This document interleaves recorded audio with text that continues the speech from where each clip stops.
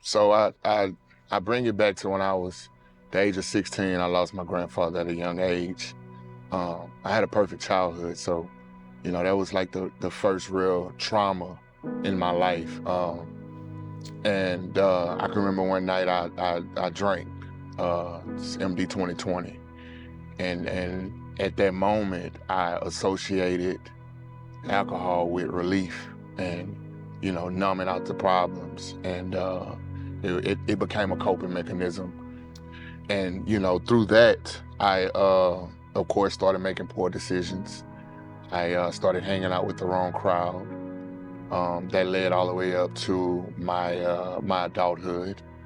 Unfortunately, that led me down a path of multiple incarcerations, multiple rehabs, detox centers, and then it led me to heroin in 2013. But it was the heroin that took me further than I was willing to go, and made me pay more than I was willing to pay. I began IV using heroin in 2013. First time I ever used heroin, I IV'd it. That led to more suicide attempts, neglecting my kids. I was just chasing a high and, doing anything to get my fix, stealing it. I didn't pushed away from everybody that loved me. And even that in my delusional thinking, I felt like people didn't reach out to me like I wanted them to, or they didn't try hard enough. So that was my grand finale plan, was to end my life in my parents' driveway and they could find me on their way to church. But that did not happen. I ended up surviving that.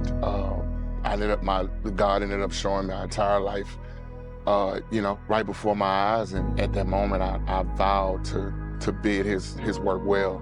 Now, since I found peace and I've regained that connection with my higher power, being able to kick the habit, I'm a constant advocate for recovery. I'm a pillar in the community. I'm an active member in my AA program. I'm an active member in the community. I'm always trying to reach back. I'm in my kids' life. We're taking family vacations. My parents even allow me in their house again. If someone told me that I could live this life and not be rich, I would have called them a lie. So today, I don't have to look over my shoulder. I can go to bed at night and lay my head on a pillow and know that I gave the day 100%. So my advice to anybody that's struggling, reach out. You don't have to suffer in silence. We live in a day and age now where we're not getting the opportunity to relapse and then go to treatment. I don't know if you're keeping up with the statistics, but we have a very, very high fatal overdose rate right now in the country, especially right here in Baton Rouge, Louisiana. You can call me. You can reach out to any, recovery professional. Go to your local clinics, just ask for resources. Because at the end of the day, you are loved, you are special, and you do deserve it.